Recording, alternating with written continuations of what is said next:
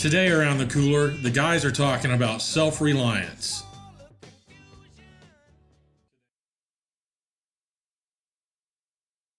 Well, Graham, what'd you do this last weekend? The event was called Guitars and Cars over down at the racetrack near the Beltway. So I missed it last year and decided this year I was going to go. It's a veteran sponsor, or it sponsors a veteran charity that I kind of like. So decided to go check it down. It was more. What's the charity? I couldn't remember. tell you. It's probably in my notes somewhere. I gotcha.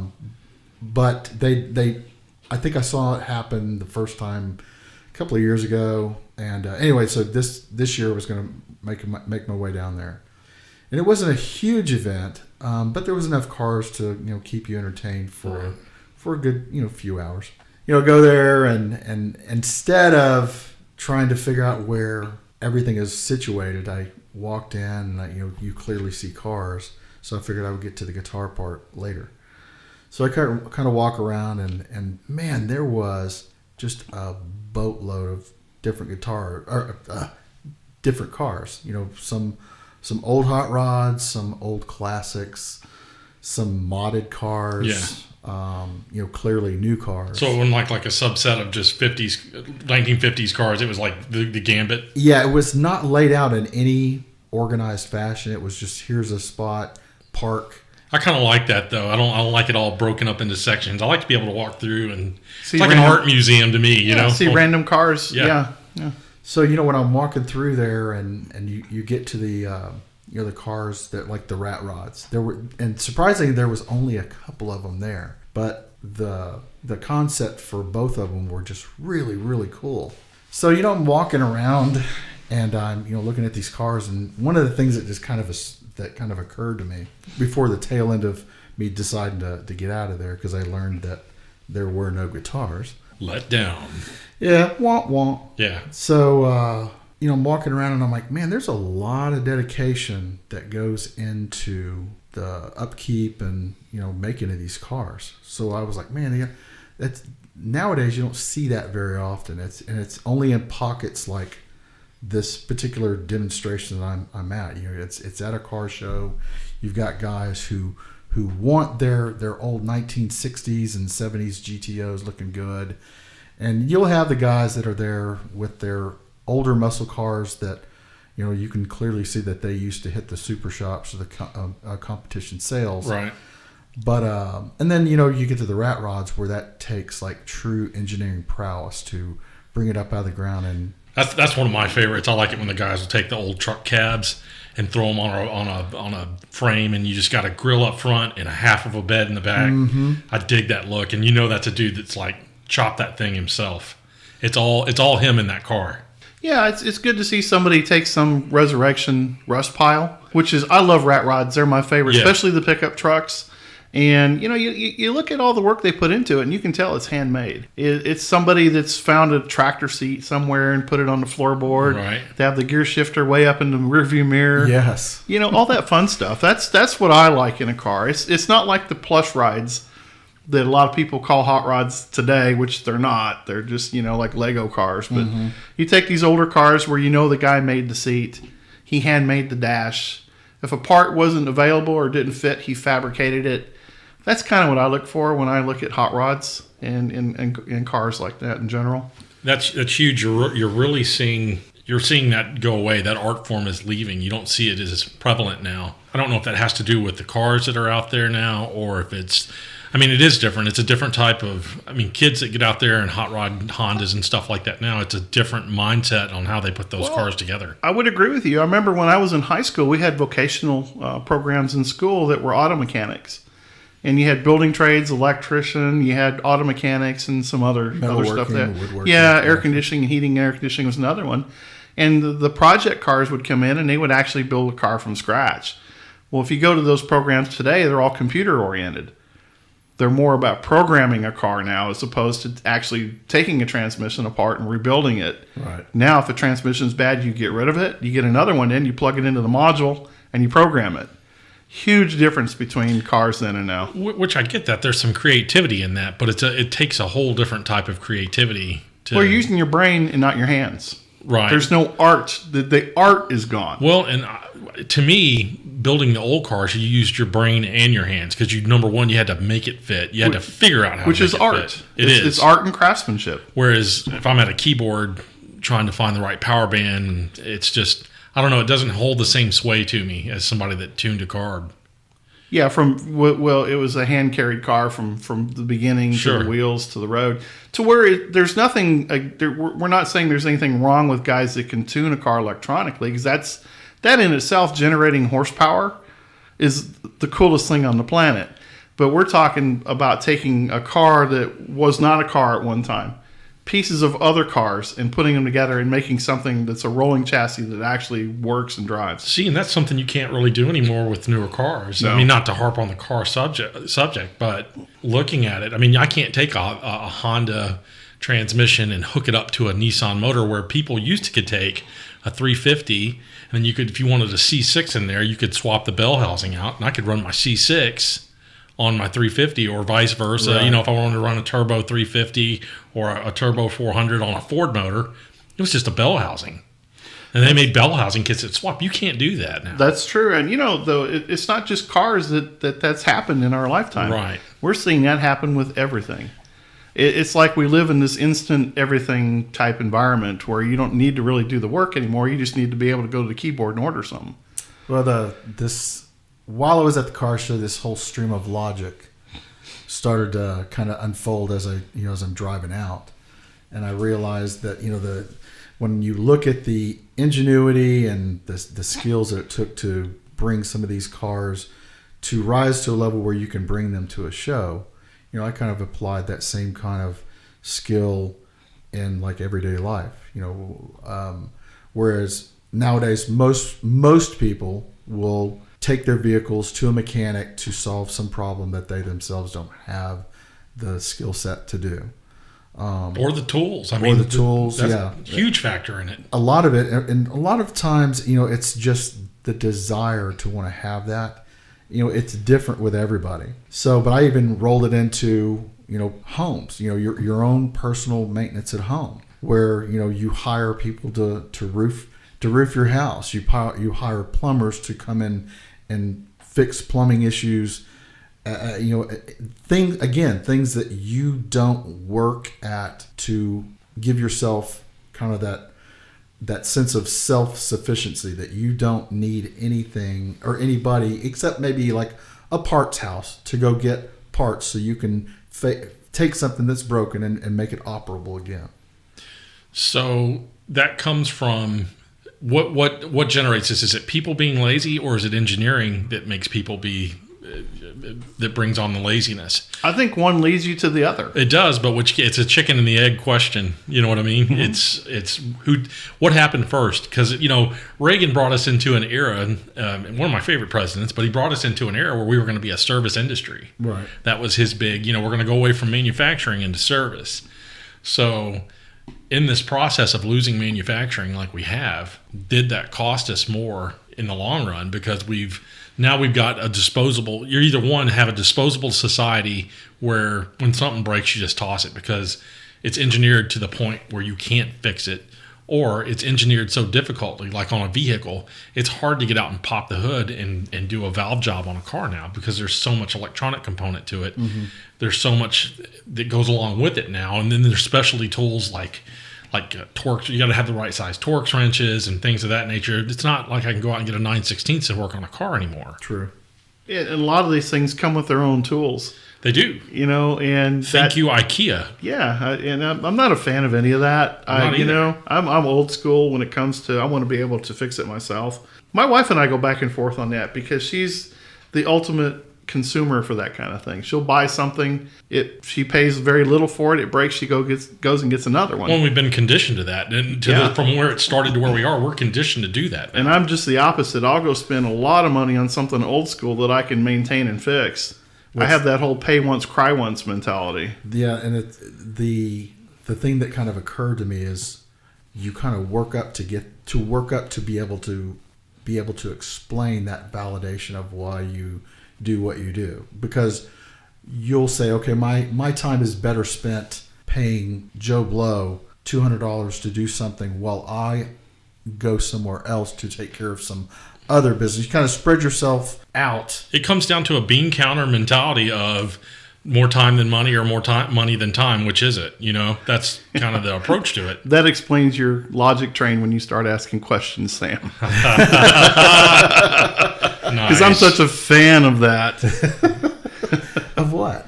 I just like it's really funny. What do you mean? Yeah. Complete opposite ends of the spectrum. I know what I want. Yeah. I go buy it. Don't bug me. I'm going to get it and just leave. I get that. And then there's a lot of people come in there and ask you 50,000 questions. I would make a terrible counter guy for the average public.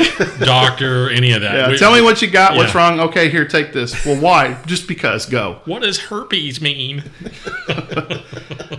Yeah, I'm just one of those guys that I like to fix it myself. We have several friends like that, though. We have, especially the engineering type guys, where they just don't see any value in bringing somebody out. We'll do it ourselves. Well, and I think it's a generational thing because our grandparents came from the Depression. Right. Our parents learned from them. We learned from our parents. If I had a toy that broke when I was a kid, my dad handed me a screwdriver. You need to try to fix that. Right. Or here's some glue, or get with it because you're not getting another one. Fix that one. I shared a story earlier about when I was a kid, and I loved playing hockey, but my parents didn't want me to play hockey. And so we would cobble together baseball gear and make hockey gear, and I loved being the goalie. And they wouldn't buy me a goalie stick. So I had to turn around and make my own out of plywood and tape and basically scrounge this suit together. So yeah, I completely understand what you're saying about the generational gap, because nowadays kids just go bug their parents. It's funny when you mentioned the whole cobbling stuff together to make it work for whatever it is you need. So when my brother and I were growing up, so clearly a bat and a tennis ball in a average sized backyard would probably make an awful pairing, because you'd send that ball over the fence every time. So the way that we could play baseball was we played small ball. So, I don't know about y'all, but we had a lot of family members that had that stupid croquet kit. Who the fuck really plays croquet? Right. Right. So what we ended up doing is we took I think we used the sticks that you use to drive into the ground. Oh, the wickets. Those are the wickets, yeah. So if I remember, I think we used the wickets. The wickets were our bats. All the British people are going, oh my God, they're destroying the game. But the challenge is you have this short. Clearly, you're not. If you hit the ball right, clearly you're going to send it over the fence. But most of the time, it was strictly small ball. You would slap it. What's it used for a ball? Are you talking about Tennis the ball. mallet? Are you talking about the mallet? The mallet stick. The mallet stick. Remember, because they would screw in. Yeah. They would screw into the mallet. Oh, okay. edge. I was thinking you were talking about the wire hoops. No, I was like, wow, if you hit a ball with that, no. that's pretty good. We would disassemble things or Right. use portions of it to challenge ourselves. We could still play without having to go to a ball field. I was going to say, what'd you use for a ball though? Would you just Tennis ball. Still tennis ball. Oh yeah. And because that bat because the use what we were using was so small. Right. If you hit that tennis ball just right, You'd have to get enough on it. You would split it. We split many tennis balls, but to us that was a great game. Oh yeah, that's fun. Stickball's a blast. And that's what, it was a smaller version of stickball. Stickball. Yeah. So, did you play hot box when you were kids? Yeah. Yep. That was one of our when we fun game. couldn't hit anything, we would play the hot box game. Right. And that was a lot of fun. And you just don't see kids doing that anymore. I mean, you see them play golf with frisbees, and that's about as close, I think, as you get to somebody taking a game And making something else out of it, or using it. Right. One thing that I ended up with, it's funny, y'all were talking about making stuff like that. I ended up with something that my grandfather made, and it's the most bizarre thing, and I was with him when he made it. It's a dolly. It's a simple dolly. And my grandfather took a frame. I'm trying to think what this frame came off of. It was like a water heater or something like that. And then he found some old edger wheels. He made an axle and then put some plywood on this thing and then bent it all up. I've got that dolly to this day. I use it all the time. That is the best dolly anyone could ever own. And y'all would ride this thing? No, this is like a moving dolly. Every time I got to move something heavy, it's like a moving dolly. So it's a stand-up moving dolly. I've got it out there in the garage. So you have the water heater frame. It came off the back of a water heater. It was in a crate. It might have been a part of the crate that the water heater came in, and he looked at this and he's like, I've always wanted a dolly. I don't have a dolly. And he had an old busted edger, pulled the wheels off, made an axle for it, went down and he built this thing. And this dolly's lasted since the 60s, man. Or since the 70s. And I have it to this day. It's out there in my garage. Well, it's funny, growing up on a farm, all you needed was a welder and a grinder. Yes. And you can make anything. And you had to fix things on the fly. I mean, everything was like anywhere from a tractor, a piece of equipment you're using. Fencing and gates is where you cut your teeth in rural America, where you're building fence and you're using all kinds of tools to do it. And it's funny because I still to this day carry a pair of fencing pliers. And the fencing pliers has a hammerhead on one end and a nail puller and a wire cutter in it. And it does everything. And it also has a knocking point where you can twist wire and tighten up wire with it. And I use that like my go-to tool for it's in every vehicle. You can break glass with it. You can defend yourself with it. You can fix your car with it. It's perfect for taking hose clamps off of a car. So, no, I get the industriousness of that. So, well, necessity is the mother of invention. It is. Every time. Well, if you look back at the old school, that's where some of the coolest things came from because they couldn't carry a truckload of tools. Right. Who wants to carry a toolbox in the back of your truck full of tools? So you had to get one tool that did the most jobs, and that's the part I really like because you get to use that. Now you hand that tool to somebody and they have no idea what you handed them. So with the brain power or lack of brain power that was used to kind of help you limp through certain events in your life, and then you fast forward to today. So when you apply the same kind of skill to, I guess, conduct yourselves nowadays, everything is either computer driven, or your entertainment is computer driven. So back in the 90s, when computers started making their way into the more and more households, you had computer repair shops, probably the same way you had auto mechanics.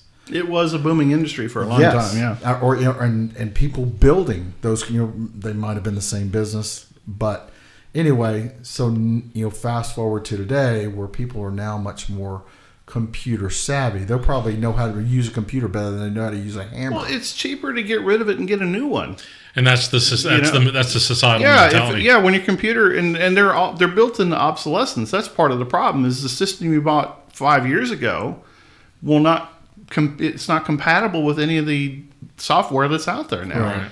And so they basically force you into updating or getting another one when old school guys like us want to go through and fix them. Well, that's kind of my background, and I can kind of give you a history of that. So this is something that I've noticed throughout the computer industry. When computers first came out, I had my first computer in 1984. I had an IBM PC Junior. Wow. Yeah, way back when. So I had this thing, and the memory went out. And back then, there was not a whole lot you could do about components like that. Now, as it progressed, people got smarter and said, hey, I want to learn to fix these things. And they started making removable components.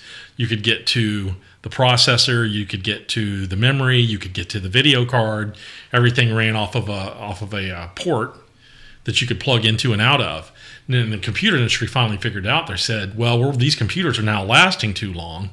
We're not able to collect our money. And they were having to charge a bunch of money up front for the computer that was lasting 5 years, let's say, 6 years, 7 years, you could get out of it once they figured out you could fix these things. So now what they've started doing is backpedaling all that. Everything's soldered onto the motherboard. There's very few ports that you can plug into. They make it as difficult as possible to get into the chassis because they want you buying it. The software industry's done the same thing. Used to, when you had Microsoft Office first come out, the first Microsoft Office lasted, I don't know, something like 8 years, 9 years before they came out with the next Office. Well, it came in a box with the DVD or the CDs in it. You can't do that anymore. No, what they do now is they've got it down now to where it's a subscription. What they want to do is they want to hit you with a monthly or yearly fee, and they're holding your data. And they've got it hostage at that point because it's sitting on the cloud. Yeah. And that is all, again, that all goes back to by design. They sell it as convenience, but really what it is control. And a lot of people don't see that in the industry. They miss that. They like, well, it's just as easy to have that server sitting over there. I don't have to pay for an IT guy. It's sitting on this server.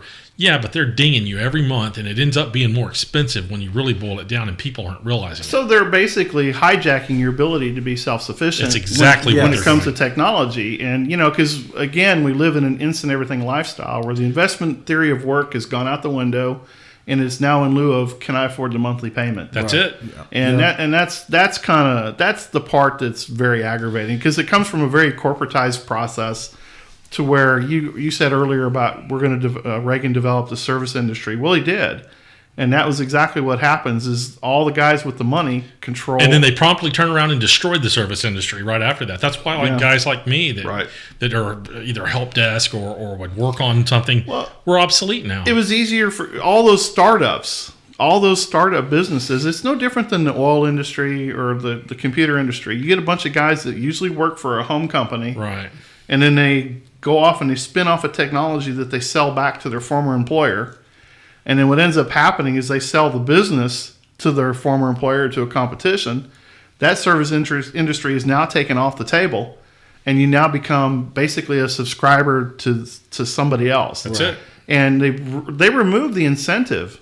They basically remove the incentive to become self-sufficient. They just want you to know where your wallet is now. Right. That's it. That's all it is. Some corporate bean counter up the ladder figured this out. This was probably the early 2000s. They started getting this. What really started this drive was online gaming with Xbox is what started that. They started seeing, wow, we can hit these people every month for a charge.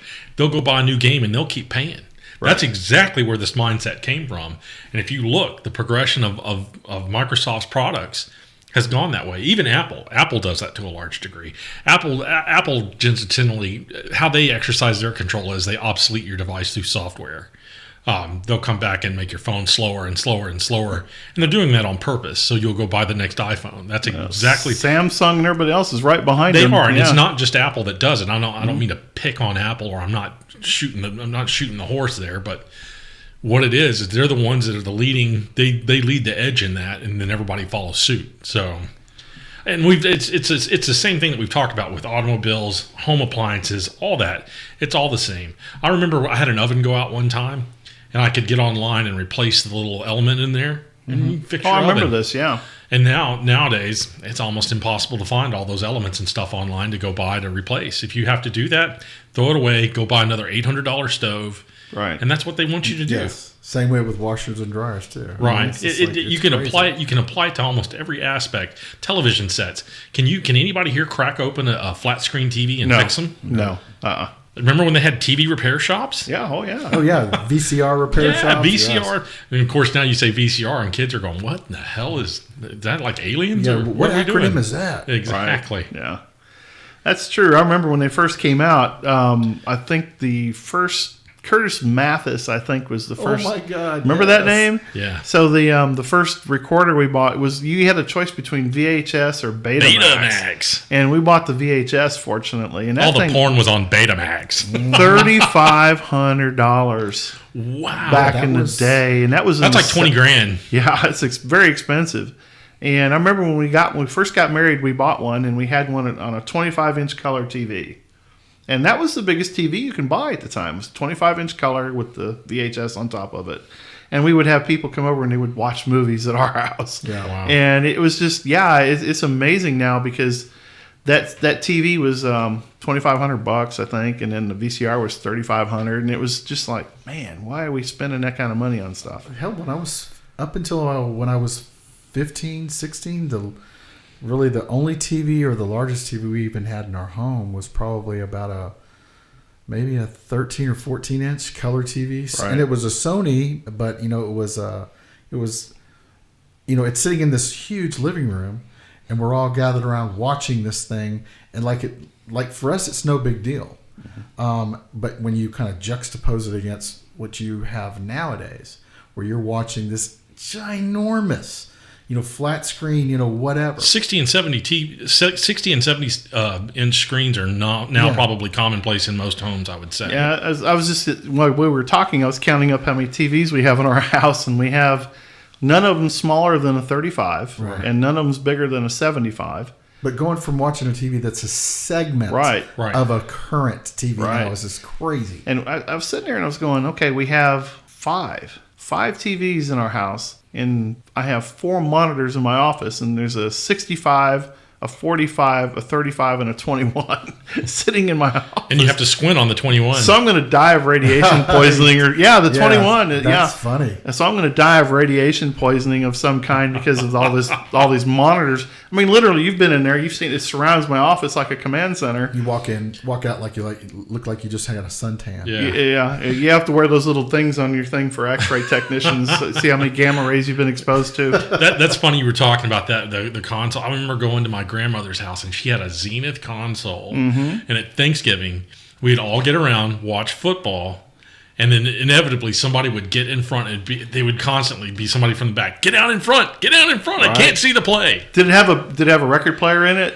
The old one that she had before that had the record player with the speakers and the That's what we had, 8-track yeah. and the 8-track in it. Uh-huh. But then she got just the single standalone that had 2 speakers in it. And I remember it was like some sort of special stereo Zenith sound or whatever they called it. What was great about those TVs is when they went out in spectacular fashion. Oh, there was a fireball and everything. It was usually a puff of smoke. You heard a little zzz, and all of a sudden smoke. It's funny nowadays that the term big screen meant completely something different back in the 60s and 70s. Big screen meant, oh, you're going to the movies or the drive-in. Right. Now it's in your home. Yeah, I don't see how movie theaters can compete. I really don't, because home theaters. You get a better experience at home than you do at a movie theater. I have a almost. 5.1 surround with a 70-inch TV on the wall and big comfortable couches. My own bathroom, my own drinks, my own refreshments. Well, look at what the movie theaters have had to do to actually compete. They go in there, you've got recliners now. Yeah. They got little server trays that come out, and I mean, you're all comfortable. It's like being in your home. They've turned around and emulated the home theater is what they've done. They did. Right. And what was funny is the D-Box. Y'all remember the D-Box seats? D-Box. They had a D-Box Is seat. that the one with the woofer in the seat? Yeah, the woofer in the seat, and it had the brown note. And Oh, you remember this? yes. And so they were experimenting with the line, Bowel shaking earthquakes. Yes. and it was generally in elderly people, which was really sad. And that's where they got the brown note technology from. And it was there was literally overtracked. They didn't track the soundtrack onto the film like they do now, or they do now. They had to have a separate track written for those units to work. Wow. And they lasted for maybe a summer or two. Yeah. And then they pulled them all out. That is funny. That was some insane stuff. But with the THX and the IMAX screens, but even then the technology with projection TVs. Projection TV ended up becoming a projector Right. for your home. And now with 4K technology and the 1080p and all the really high resolution stuff, you can take a projector and project a 20-foot screen if you want. Right. Which is just incredible how this technology is. The 3D TVs. I remember my dad, before he passed, bought one for Michael when we were in another house. We had bought one for Michael for Christmas. Dad wanted to do something nice for Michael, so we bought this 3D TV. And again, amazing. You can't get this experience at the movie theaters as good as this TV would display. And just again, it's. I think the theaters have had to go back and emulate what people did in their homes at that point. And that's the downside to that is they get used to, the younger generation gets used to this technology being available, that when it's gone or the power's out or something's happened to it, they're lost. They don't have any skills to go do anything because they're gamers. Everything's based on technology, whether it's an iPad, a phone, a TV set with 3D on it, and Society has built their whole life around that. They really is. have. Your whole life revolves around that piece of technology. So I was sitting in a financial seminar one day, and we were talking about how the food industry indicates the success of the market. And we had a guy come in from the Atlanta Federal Reserve Bank, and he was not talking about home startups like they used to do. He was talking about consumer electronics as the indicator they use for the success of the economy. If people have money, they're buying TVs, they're buying refrigerators, they're buying technology. Makes for an easy read. The metric holds up and makes for an easy read. Absolutely, it does. And when you look at that and you see the number of televisions in a home, it's almost a false indicator. Right. And you look at that and say people aren't getting out and doing things. They're not, with all the DIY stuff on television, And as I look around your house, your wife is a project-oriented person. My wife decided I'm the project-oriented person because I'm the one that has the skills for it. And so I like going out and finding something that's distressed or somebody doesn't want to use anymore and turn it into something that's usable. That's a skill a lot of young people don't have because they just say, that's a piece of junk. I'm going to go buy something else. And especially if you have kids that you're sending off to college, and when they look at furnishing their dorm, they expect it to be what it was at their house. We used one of those big cable reels that they use for laying cable as a table. Tabletop, yes. Nowadays, they expect to have brand new furniture. And I got a funny one for you. So when Michelle and I first got together, again, you're always dirt poor when you first get married, right? So she went on and on. We had this apartment. She went on and on about how she wanted a coffee table. So I take it upon myself to build a coffee table. I'm going to build a coffee table. Don't have any tools. The worst, no money, no tools. So I go down and buy some plywood, a couple of sheets of decorative molding, and some old 4x4 post. I'm going to make a coffee table. That's a good start. Dude, $15. I had a coffee table. Now, granted, you couldn't put anything on top of it because it would roll right off. If you had anything around, it was going right off of this thing. But, dude, made a coffee table, and she kept it for, I don't know, a good year or two before she's like, that's terrible. That's got to go. Right. Let's buy a coffee table. Funny. But you made it with your own hands. I did. And it filled that need. And, I think it's funny with women nowadays. Do you think they respect that?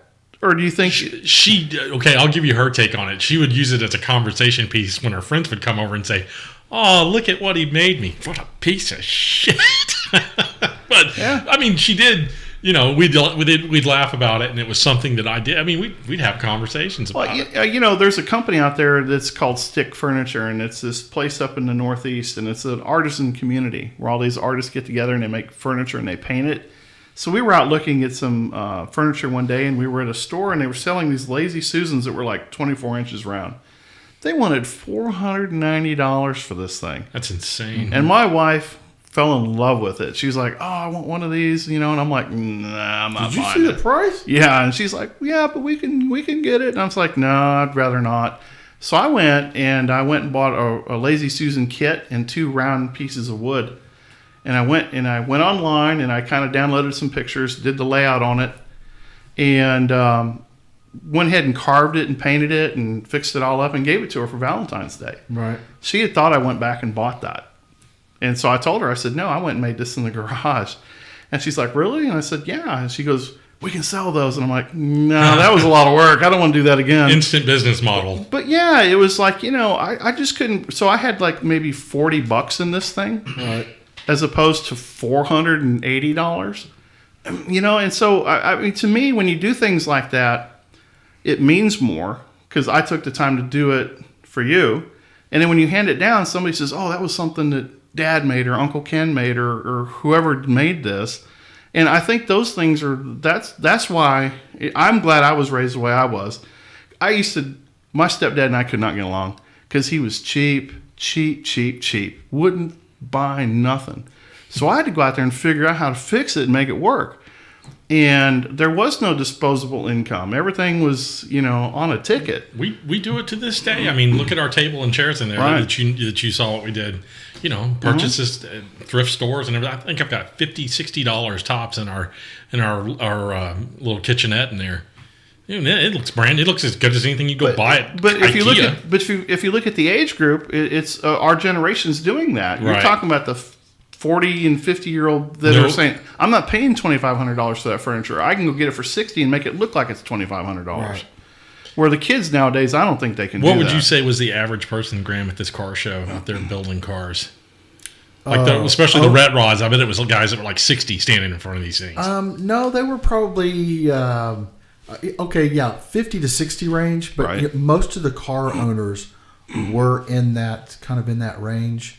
So on the back part of the show is where you had like the Viper section, and I have kind of a thing for Vipers. They're kind of cool, but I don't really consider them hot rods. They're a performance car. They're performance car, just a different kind of technology that appeals to a different part of the of the hot rodder in me.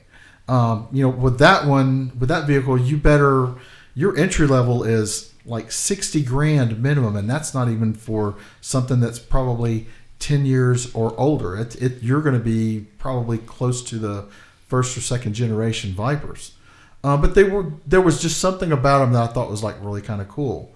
Now, age generation wise around those vehicles was probably closer to, kids now all the 20s and 30s. Yeah, guys that have a little bit of success under their belt. Yeah, you might see they might get up to like 40. Once they get beyond 40, they kind of digress and they start looking at the older vehicles, the true classics. So why do you think that is, though? Do you think we're trying to recapture our youth? Because at that point, spending money on a slick production car doesn't have the appeal like going back to your teenage and high school years? I think it does. I mean, it does for me. That's why I own my old car. Right.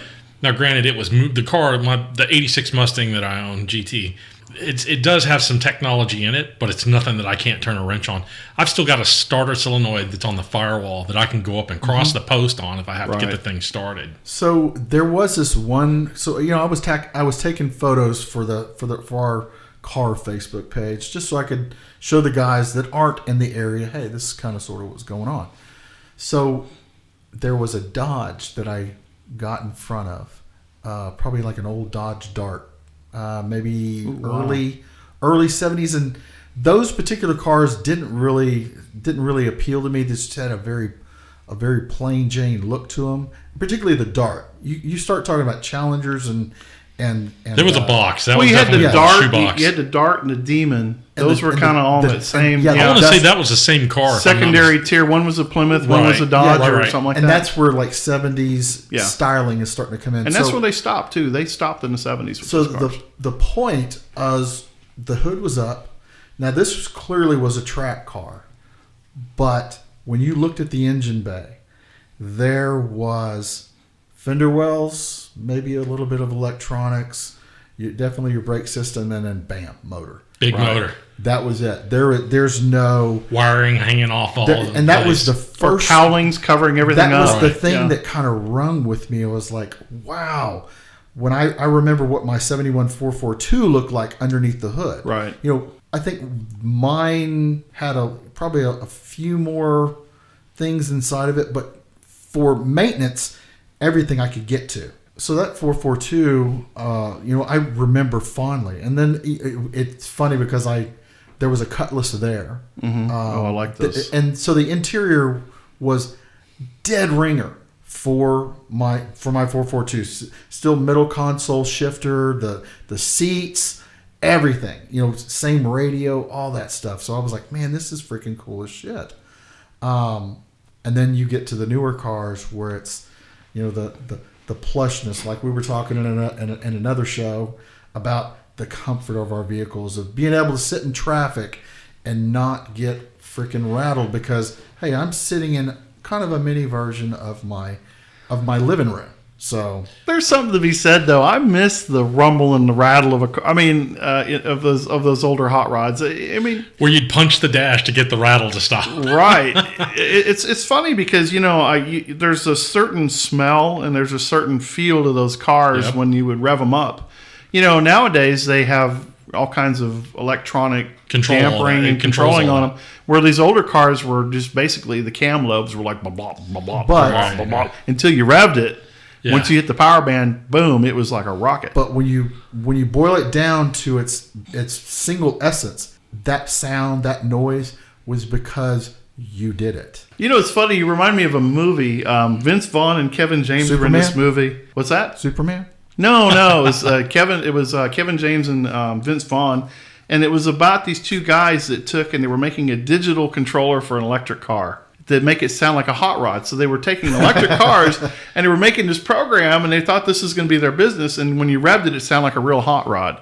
So your Tesla would sound like it had a V8. Yes, and it was so funny to watch that movie. I can't remember the name of it. I'll look it up, but it was along those lines. It was like okay, you can buy your nice Challenger or your Barbie Camaro, Right. but to make it sound like a real hot rod, although they do them with both of those cars now, between the Hellcat and the Camaro, Sure. they actually sound pretty sweet. You can tune them pretty nice. And but they would sell a program that you could plug into your car, and it would actually be a speaker model. Well, even some of the technology now that they have, like the cutouts that was exhaust. Oh, they cutouts. tune them now. Everything is tuned. But those things exist because laws are in place that don't allow you to do the things that we used to do with our exhaust. So that brings up a point. Do we ever get back to a service base, or at least a manufacturing based society? You ever see that happening again? That's a good question. Right now I'm sort of wondering what the evolution of self-sufficiency is going to look like. What skills are people going to develop? Well, it's funny because as we were going through this, I was thinking about that. When you're an adult and you have an electronic component that doesn't work, who's the first person you hand it to? The technician? A kid. That's true. A kid. And because it's kind of shifted. We've gone from using our hands to using more of our brains in the sense of the technology. You have to fit the technology now. Because as an adult, we're used to opening it up and looking at the components and they're making sense. Where with these electronics, with these kids, they follow a logic path that is kind of foreign to some of us if we don't understand it. So it's funny because I see it's just transcending to a different mode. Self-sufficiency, it means so many things. We talked earlier about starting a fire, being able to feed yourself, being able to take care of yourself, to where we've kind of gotten off into where the technology has kind of changed some things that are not that rudimentary. Like when the lights go out, when the hurricane came through, is a prime example of people that didn't have technology for multiple days, and they were a mess. Yeah, it was ruined. It was a dumpster fire for sure. They were massing at service centers. They were going down to help centers, to where on my block, I can remember when Ike came through, we had no power for 19 days. I think we gained 9 pounds, and we fed the entire neighborhood. I had 400 gallons of gray water, had 40 cases of drinking water, had charcoal. Nobody was prepared around us for that. We had game and fish in the freezer. We fed our subdivision for a full week. Again, nobody had any food. Nobody had any survival skills, nothing to get them through that. I'll take that over an iPhone any day of the week. Oh, yeah. My iPhone, if I've got a choice between my iPhone working or eating, I'm going to eat every time. Yeah, so it's basically you're strapped to the grid. And I don't mean that like in going off dark and living in the woods. I mean, if there's power, this generation will be just fine. If there's internet, this generation will be just fine. But if there's a moment to where that isn't there, then they're in some serious, serious trouble. Yeah, with the whole logic stream. So when I was thinking about this, I wanted to get on the bandwagon and just beat up technology. But the more I thought about it, the things and how children learn nowadays, I guess the examples that they use now to teach kids how to do things, the process, they show them a process now that they kind of follow that maybe wasn't fully expanded on when we were younger, or they didn't know about it. Well, now they have this process. Now, the key will they be able to apply that process? Well, it's how the tool gets used. It's how the tool gets used. Can they separate that process from the electronic device? Don't only apply it to this. Can you apply that same process to some other component of their life that doesn't receive power of any kind? So, right. No, I think you're right. When you look at, if you look at the different rankings of people, I mean, you'll have your athletes are always going to be your athletes, and they're the ones that are going to be physically more capable of getting things done in that nature. But you get the kid, there's a lot of kids that don't get that. They're just literally locked behind the technology, and they're not out there physically doing things. They don't ride their bikes. They don't hike. They don't camp. They don't do anything physical that requires them to do that. And I think for them, that's where the big problems lie. Because I hear what you're saying, but also too, it's our responsibility as parents and the older generation to kind of bring them along and bring them back into some of those things. And I think you see some of that in some of the areas. out there when you get people that are, spending more time on the water, spending more time on the trails. I think that's the only answer I can see, because moving forward, technology is not going to change. It's going to get simpler and faster, and it's going to dumb down your ability to have to think your way through it. Like, look at the Alexa and the Siri units. Used to, back when you couldn't find something, you had to go to an encyclopedia and look it up. And when you went to the library, you had to go to a library and pull an index card to find where this information is. Now with Google, I mean, I would have been instantaneous. I'd have been a scholar if we had Google when I was in school. Oh my God, I would be a scholar. I definitely would have had a lot better grades than I had. Yeah. So again, that's another use of technology taking away manual processes. Now, is it a bad thing? Oh, I don't know about that. I think you should know both. Prime example: my wife's office got flooded during this last storm. They had a lot of information on the cloud, but they also kept manual records. Guess what saved them? The manual records. Where most offices don't carry manual records. So you have to, there's a bridge to where I think you need to be able to use both and rely on neither. Yeah, you have to have that balance in between both of them. All right, that's a good point. Because what you take with you is in your head and in your hands. Right. It's not something you can just pack up and walk out the door with. Most simple thing right now is, can you recite a phone number that you have memorized? Right. I have very few numbers that I can remember anymore, and that's because of technology. But I can remember my phone number from when I was a kid. Yeah, I can remember all my older numbers, but I don't remember any of the new numbers. Right. Yeah, you're exactly right. It's funny how that works. I could call my grandmother and my grandfather's house. I could pick the phone up and dial them right now. But I couldn't even tell you what my mom's phone number is now. Right. That's how bad it is. Crazy. It is. It really is. That's all for today's podcast. Thanks for listening to The Cooler.